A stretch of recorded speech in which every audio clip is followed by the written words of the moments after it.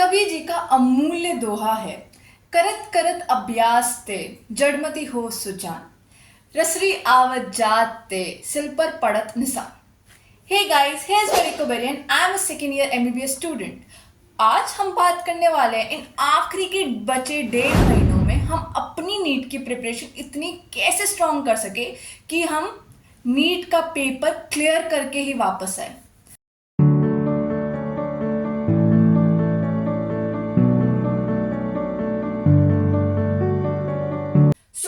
अभी के टाइम पे हमारे पास दो टाइप के स्टूडेंट होंगे। एक जिन्हों सिलेबस कंप्लीट हो रखा होगा, वेल एंड गुड। दूसरे जिनका सिलेबस कंप्लीट नहीं हो रखा होगा एंड इट्स कंप्लीटली फाइन। मैं भी अपने नीट के आखिरी के 3 महीने में इसी फेज में लाई करती थी।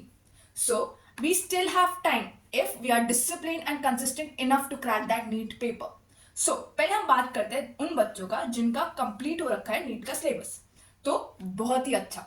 अब हम क्या करेंगे, हम अपने नीट के रिवीजन सिलेबस के लिए 2 स्लॉट रखेंगे। एक जिसमें हम पूरा अपना 11th कंप्लीट करेंगे, दूसरा जिसमें हम पूरा अपना 12th कंप्लीट करेंगे।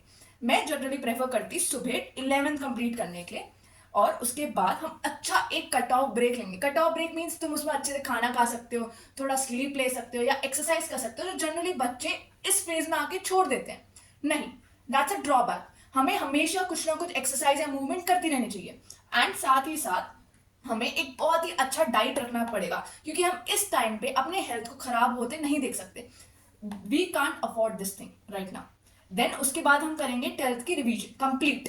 ठीक है, उसके बाद हमने एक बार 11th और 12th का एक दिन में रिवीजन कंप्लीट कर दिया। उसके बाद हमें देना है मॉक टेस्ट। जनरली हम प्रेफर करेंगे कि हम मॉक टेस्ट 2 to 5 PM के स्लॉट में दें, क्योंकि जनरली जो नीट का पेपर रहता है वो इसी टाइम पे रहता है, तो हमारा बॉडी हैबिचुएट हो जाएगा इस टाइम पे नीट का पेपर देने के लिए। फाइन। अब मॉक टेस्ट 3 टाइप के हो सकते हैं। एक होगा फुल मॉक टेस्ट, एक होगा सिर्फ 11th का और एक होगा 12th का। तो फुल मॉक टेस्ट हमें डेली देना है 2 to 5। Then 11th and 12th का मॉक टेस्ट हफ्ते में एक बार तो देना जरूरी है। लाइक उस मॉक टेस्ट में सिर्फ और सिर्फ 11th के चैप्टर होंगे, या फिर उस मॉक टेस्ट में सिर्फ 12th के चैप्टर होंगे। नाउ अब हम दूसरे बच्चों की बात करते हैं जिन्हों का सिलेबस कंप्लीट नहीं हो रखा। अब वो सबसे पहले तो जाके अपना सिलेबस कंप्लीट करे। अभी भी in this 15 days of this month you can still complete your syllabus. अब सिलेबस कंप्लीट क्या करना है, सी अभी तुम्हारे पास बिल्कुल टाइम नहीं है कि तुम जाके पूरा पूरा लंबी लंबी 6-6 5-5 घंटे की वीडियो देखो। We don't have time seriously. तो हम क्या कर सकते हैं, फर्स्ट ऑफ ऑल हमें सारा सब्जेक्ट मीन सारे चैप्टर्स का एक बेसिक नॉलेज होना जरूरी है। ठीक है, हमें बेसिक नॉलेज होना जरूरी है। अब उस बेसिक नॉलेज के लिए हमें क्या करना है, हमें बहुत सारे हमें जनरली ऑनलाइन ही हमें वन शॉट वीडियोस मिल जाती है। ठीक है, हमें जाके वो देखना है। वन शॉट वीडियो देखने के बाद हमें उस क्लास की नोट बनानी है, और उस नोट बनाने के बाद वापस से हमें बुक से रीड करके हमें अपने शॉर्ट नोट उसमें ऐड करने। मतलब हमें क्लास नोट्स बनाने हैं, उसमें शॉर्ट नोट्स ऐड करने हैं which would be due to reading NCERT thoroughly. उसके बाद हमें उस क्लास में दिए हुए क्वेश्चंस भी सॉल्व करते रहना है। और एक हर दिन जब हम क्वेश्चन सॉल्व कर रहे होते हैं किसी भी एक चैप्टर का, तो हमें उसके रिगार्डिंग एक प्रॉब्लम बुकलेट बनानी पड़ेगी। उस प्रॉब्लम बुकलेट में हमें सारी प्रॉब्लम मेंशन करनी पड़ेगी जो भी हमारी सॉल्व नहीं हो पा रही थी। देन हमें फिजिक्स के लिए स्पेशली छोटे छोटे ब्रेन मैप्स बनाने पड़ेंगे। ठीक है, उस ब्रेन मैप में लाइक एकदम स्मॉल कंटेंट होना चाहिए कि हम पेपर के टाइम लाइक इतने स्ट्रेस होने के बावजूद हम वो एक ब्रेन मैप इमेजिन कर सकते हैं अपने दिमाग में, इतना अच्छे से बनाना है। देन हम क्या करें, सी फर्स्ट ऑफ ऑल हम सिलेबस कैसे कंप्लीट करें। सबसे पहले अगर हम बायोलॉजी देखें तो बायोलॉजी पूरी की पूरी कंप्लीट करनी है, ताकि हमें एटलीस्ट 300 मिनिमम नंबर मिल सके। ठीक है, अब अगर हम बायोलॉजी कंप्लीट करें तो हमें, जैसे मैंने तुम्हें रेकमेंड किया, पहले हमें फर्स्ट वन शॉट वीडियो देखनी पड़ेगी, क्योंकि वहां पर बिल्कुल टाइम नहीं हम लॉन्ग वीडियो देखें। उसके बाद हम उसके रिगार्डिंग ही क्वेश्चंस करेंगे, जो भी हर बुक्स के साथ पीछे क्वेश्चंस आते हैं। एंड लाइक हम किसी ना किसी मॉड्यूल्स को रेफर करते हैं तो उसके भी अपने क्वेश्चंस होते हैं, हम वो देखेंगे। प्लस हमें PYQ देखना ही देखना है। This would be told to you by every influencer or every YouTuber and even the teachers who like make you study and all, क्योंकि PYQs are way too important। और यहाँ पर PYQ noted last 10 years के देखने जरूरी है, you can't miss this। तो मान लो मेजोरिटी ऑफ दी स्टूडेंट जो क्रैक करते हैं नीट, उन्होंने PYQ रट रखी होती है, मान लो चार्ट रखी होती है। ठीक है, एंड देन एग्जाम्स प्लीज। हम इस टाइम पे आके सोचते हैं कि अभी एग्जाम देंगे, डिमोटिवेट हो जाएंगे, वैसे नंबर नहीं आएंगे, पढ़ाई कुछ नहीं है, ये फालतू की बकवास अभी मत करो। ठीक है, एग्जाम चुपचाप से देना है, तभी हम चीजें एनालाइज कर पाएंगे कि हम जो पढ़ रहे हैं वो हम एग्जैक्टली नीट के पेपर में करके आ सकते हैं कि नहीं, हमारे में पोटेंशियल है कि हमने जो पढ़ी चीजें हैं हम उसको आंसर के फॉर्म में रिट्रीव कर पा रहे हैं कि नहीं। Okay, this is the basic exam can do to us. Now physics, physics के बहुत सारे चैप्टर्स है जिसमें से कॉन्सेप्ट्स होते हैं, जरूरी नहीं होता कि हम वो पूरा चैप्टर पढ़े, बस उसके वो कॉन्सेप्ट पढ़ लें। एंड पूरी फिजिक्स में 80 to 100 ऐसे कॉन्सेप्ट है जो इजी है और थोड़े बहुत मुश्किल भी होंगे, बट ये जो कॉन्सेप्ट है बहुत इंपॉर्टेंट है क्योंकि इसमें से majority of the paper comes. ठीक है, अब उस कॉन्सेप्ट को हमें थरली देखना है। अब हमें PYQ सॉल्व करने हैं अगेन पास्ट 10 ईयर्स के। ठीक है, अगेन पास्ट 10 ईयर्स के हमें PYQ सॉल्व करने ही करने। उसके साथ साथ हमें क्वेश्चन सॉल्व करने जो हमारी मॉड्यूल्स में टेक्स्ट बुक्स में होते हैं। हमें क्वेश्चन में तुम्हें क्या सॉल्व करना होगा, PYQ, उसके बाद सबसे इम्पोर्टेंट हमारे मॉड्यूल्स, NCERT के पीछे के जो क्वेश्चंस रहते हैं वो, एंड जितने भी हमने मॉक टेस्ट दिए होते हैं उसको एनालाइज करते हो उसके जो क्वेश्चन रहेंगे। अगर तुम्हारे पास NCERT की ही एग्जाम्पलर्स होंगी वो भी प्रेफर कर सकते हो तुम उसके क्वेश्चन देखने का। एंड हमें एक्सपेक्ट करना है कि हम एटलीस्ट 80 to 100 नंबर ला सके, इतनी अच्छी प्रिपरेशन हमारी होनी चाहिए। उसके बाद केमिस्ट्री में जनरली मैं फिजिकल केमिस्ट्री पहले करती थी, या मतलब जो भी ईजी रहता था वो मेरे को फिजिकल केमिस्ट्री ईजी लगती थी, बट हमें वो सारे स्कोरिंग चैप्टर्स को अच्छे से पढ़ना है और उनके शॉर्ट नोट्स बना रहे हैं जिससे हमारे ईजिली स्कोर हो सकता है। तो हमें मिनिमम 100 to 120 नंबर स्कोर करने हैं केमिस्ट्री में, हमें इतनी अच्छी प्रिपरेशन करनी है। And always don't forget to practise question specially PYQs of at least previous 10 years at least.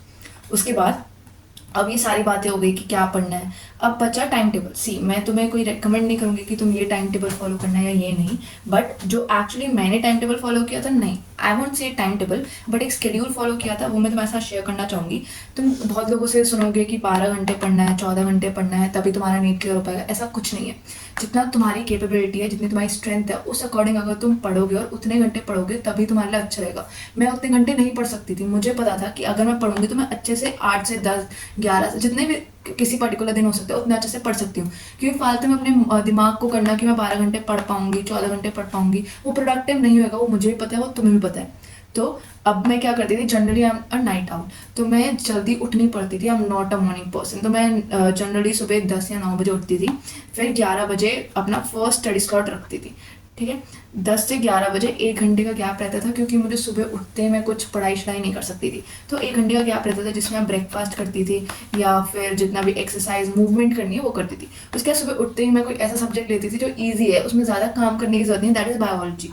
उसके बाद अच्छे से पढ़ाई करने के बाद एकदम प्रोडक्टिव, उसके बाद मैं एकदम कट ऑफ लेती थी पढ़ाई से, क्योंकि मैं पढ़ाई करते करते अचानक से मैं और नहीं पढ़ सकती। बाकी पढ़ तो होंगे 6-8 घंटे लगातार, मैं नहीं कर सकती। तो उसके बाद मैं कंप्लीट ब्रेक लेती थी, कंप्लीट कट ऑफ। मैं जनरली इसमें खाना खाने या छुटपुट गेम्स खेलने चली जाती थी अपने भाई बहनों के साथ। देन फिर नेक्स्ट मेरा स्टडी स्लॉट रहता था, that would be generally of physics, क्योंकि एक मोमेंटम आ गया था दिन में पढ़ाई करने का, तो मैं प्रेफर करती थी फिजिक्स पढ़ना। और जब तक मेरा एक फिक्स टारगेट होता था जो दिन का वो कंप्लीट नहीं हो जाता था तब तक मैं उठती नहीं थी। इट्स नॉट कि मैं 4 घंटे पढ़ूँ, 5 घंटे पढ़ूँ, ये मुझे नहीं पता, बट जब तक मेरी टॉपिक जितने मैंने सोचे आज दिन के वो कंप्लीट नहीं होते मैं तब तक नहीं उठती थी। उसके बाद अगेन एक कट ऑफ, खाने पीने का ब्रेक, रेस्ट, एक्सरसाइज, मैं अपनी मम्मा से जाके बात करने लग जाती थी या अपने भाई बहनों से बात करने लग जाती थी, एक कंप्लीट कट ऑफ, एक रेस्ट दिमाग को। उसके बाद मेरा दिन रहता था केमिस्ट्री। जैसे जैसे दिन खत्म होता जाता था मुझे लगता था कि अरे यार दिन तो खत्म हो गया, मतलब मैंने कुछ पढ़ा नहीं है। तो कभी कभार होता था, but me being a night, और मुझे पता ही है अभी और रात को घंटे बैठने हैं तो ज़्यादा डिस्टर्बिंग नहीं होता था। बट अगर तुम एक मॉर्निंग पर्सन हो, it might feel it's completely all right, तुम थोड़ी देर और पढ़ लेना, बट ऑलवेज रिमेंबर हमें अपनी स्लीप को कॉम्प्रोमाइज बिल्कुल भी नहीं करना है। हमें at least 6 to 7 hours of sleep लेनी ही लेनी है, दैट्स मस्ट। ठीक है, फिर मैं नेक्स्ट राउंड जो रहता था मेरा केमिस्ट्री का रहता था, जिससे मैं प्रेफर करती थी पहले ऑर्गेनिक पढ़ना, क्योंकि मेरे को थोड़ा सा स्लाइटली टफ लगता था ऑर्गेनिक, तो मैं सोचा स्टार्टिंग में मैं उसको पढ़ूंगी। देन फिजिकल, क्योंकि मुझे आता जाता रहता था। इनऑर्गेनिक क्योंकि मेजॉरिटी पार्ट इसमें रखने का था तो एंड में ही बेटर रहता था। उसके बाद मैं अपना डिनर खाती थी। देन उसके बाद फिर मैं अपना फुल रिवीजन जो भी है दिन का, या मैंने कुछ छोड़ दिया हो एक्स्ट्राज जो मैंने टॉपिक करने थे दिन के किए नहीं, तो मैं इस टाइम पे करती थी। और फिर मैं 2 से 3 बजे तक पढ़ के सोने चली जाती थी। ये मेरा बेसिक रूटीन था। मैं मिनिमम 6 to 7 आवर्स स्लीप करती ही थी। ये मिनिमम है, ये तुम्हें करना ही होगा, अपने बॉडी को रेस्ट देना होगा, क्योंकि जब तक तुम्हारा ब्रेन रेस्ट नहीं होगा जो भी चीज़ हमने पढ़ी है वो हमारा ब्रेन स्टोर नहीं करेगा। Sleeping is also a form of learning. Okay, अब हमें मॉक टेस्ट देने बहुत ज़रूरी है, सब लोग कहेंगे, मैं भी कहूँगी देना ज़रूरी है। अब कैसे देना, हर दिन नहीं दे सकते क्योंकि हमारा सिलेबस अभी तक कंप्लीट नहीं हुआ है, तो हमें एटलीस्ट एक हफ्ते में 2 से 3 बार देना पड़ेगा, या तो फिर 2 या 3 दिन के बाद एक मॉक टेस्ट देना पड़ेगा। एंड मॉक टेस्ट को देके बस आ नहीं जाना कि अच्छा ठीक है मॉक टेस्ट दे दिया, हमारा हो गया काम, मॉक टेस्ट ही तो देना था, नहीं। मॉक टेस्ट देने के 2 इंपॉर्टेंट चीज़ है कि पहली बात तो हमें एक आदत रहे कि एक लिमिटेड टाइम फ्रेम में कैसे हमें लाइक पेपर सॉल्व करना है, क्वेश्चन सॉल्व करना है, अपने दिमाग को यूटिलाइज करना है। एंड दूसरा कि हम एनालाइज कर सके कि हम उस पेपर के स्ट्रेस आवर्स में उस पेपर को कैसे सॉल्व करें, कि जो हम गलती यहाँ करेंगे वो हम गलती नीट में ना दोहराए, हम ये चाहते हैं, ठीक है। और एटलीस्ट कोशिश करना कि जो मॉक पेपर दे रहे हो 2 to 5 PM के स्लॉट में दो, कि जनरली नीट का जो पेपर होता है वो इसी टाइम पे होता है, तो हमारी बॉडी उस अकॉर्डिंग ढल सके, तो हम कल को जब नीट पेपर देने जाए तो हमारी body is use two of this time slot. उसके बाद नीट पेपर एनालाइज करते समय हमें देखने हमारे मार्क्स क्या आ रहे हैं, अगर हमारे 550 अबव आ रहे तो बेस्ट, एक्सीलेंट, बहुत अच्छी स्ट्रैटेजी यूज करो जिसके वजह से तुम्हारे नंबर आ रहे हैं कंटिन्यू। बट ओवर कॉन्फिडेंट नहीं होना, कि मैंने देखा है बहुत लोग इस मतलब बहुत नहीं थोड़े लोग इस कैटेगरी के भी होते हैं जो नीट नहीं क्लियर कर पाते just because of over confidence, ठीक है। अपनी स्ट्रैटेजी बरकरार रखो, रिवीजन करते रहो। नेक्स्ट, जो बच्चे 4 to 400 से 550 ला पा रहे हैं, गुड इनफ, एनालाइज करो पेपर को, तुम अच्छा कर सकते हो। जो बच्चे 250 से 400 तक स्कोर कर रहे हैं, it's poor, I can say it's hurtful, but तुम्हारे पास अभी भी टाइम है, एक अच्छी स्ट्रैटेजी फॉलो करो, जो मैं बता रही हूँ वो चीज़ें अपने स्केड्यूल में लाओ, can you can still improve. मैं नहीं कहूँगी तुम अब्रप्टली अब 200 से अब 650 600 लाना लग जाओगे, नहीं, एटलीस्ट तुम 200 से 400 तक तो 500 तक तो ला ही पाओगे, इतना हम कर सकते हो। और नीट पेपर थोड़ा सा इजी रहता है विद मॉक पेपर, तो हम अच्छा स्कोर कर पाएंगे, यही हमें अपने दिमाग में रखना है। नेक्स्ट, हमें पेपर एनालाइज करना है, that is the must, that is must. See, हमें पेपर को ऐसे नहीं सोचना कि ये तो एक जस्ट पेपर है, नीट थोड़ी ना है कि अगर हम करेंगे ये प्रिपरेशन अच्छे से नहीं करेंगे तो कौन से फेल हो रहे हैं, कुछ थोड़ी ना हो रहा है, नहीं। ये सोचो कि ये उस दिन का पेपर है, उस दिन नीट का पेपर है जो हम देने वाले हैं, और हम कैसे सॉल्व करेंगे वो हमें इस पेपर में करके दिखाना, ठीक है। उसके बाद हमें देखना है कि हमारे मार्क्स क्यों नहीं बढ़ रहे, हमारे नंबर क्यों कम आ रहे हैं, हम क्या ऐसी गलती कर रहे हैं। पहली बात हम ये कर सकते हैं कि हमें बिल्कुल भी उस क्वेश्चन के बारे में कोई नॉलेज नहीं थी, ये हो सकता है या तो हमने वो चैप्टर नहीं पढ़ा, इसलिए मैं कह रही हूँ कि हमें हर चैप्टर के एटलीस्ट बेसिक्स पढ़े रहने होने चाहिए, एटलीस्ट, ठीक है। उसके बाद या तो लैक ऑफ रिवीजन था उस चैप्टर का, तो तुम रिकॉल नहीं कर पाए आंसर, या तो हमारे पास क्वेश्चन प्रैक्टिस नहीं है कि हमने जो नॉलेज पढ़ी है कि हम उसको आंसर की फॉर्म में कैसे ला पाए। नेक्स्ट, हमने इतने पेपर नहीं दिए कि हमारे पास टाइम मैनेजमेंट नहीं है कि हम उस पेपर को सॉल्व नहीं कर पाए, हमारे पास टाइम ही नहीं बचा, हम अटेम्प्ट ही नहीं कर पाए। जनरली हर सब्जेक्ट के एंड में जो क्वेश्चन होते हैं वो ईजी होते हैं, फिर हम घर आके रिग्रेट करते हैं कि अगर हमें पढ़ लेते तो हम सॉल्व करते, ठीक है। Then it could be silly mistake, it could be calculation mistake, कि हमने गलत आंसर टिक कर लिया, मतलब तुमने क्वेश्चन बुकलेट पे तो आंसर ए देखा था, तुम OMR में बी भर के आ गए, इट इज OMR मिस्टेक, मतलब OMR प्रैक्टिसिंग मिस्टेक। तुम्हें OMR की बहुत प्रैक्टिस करनी पड़ेगी ताकि हम ये छोटी मिस्टेक ना कर पाए, क्योंकि दिस मिस्टेक है ब्लंडर, हम ये एक्सेप्ट नहीं कर सकते।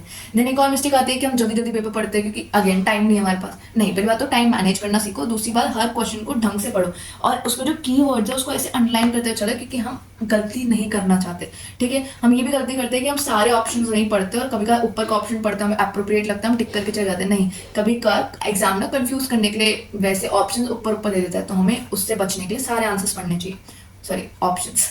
उसके बाद हम बोलते हैं कि क्वेश्चन आउट ऑफ NCERT है, हाँ हो सकते हैं 1-2 क्वेश्चन आउट ऑफ NCERT है, तो ये कोई सिंपल तुम ऐसा एक्सक्यूज नहीं दे सकते हो, ठीक है। मेजॉरिटी क्वेश्चन NCERT के अंदर से ही आते, तो एटलीस्ट वो जाके पढ़ो।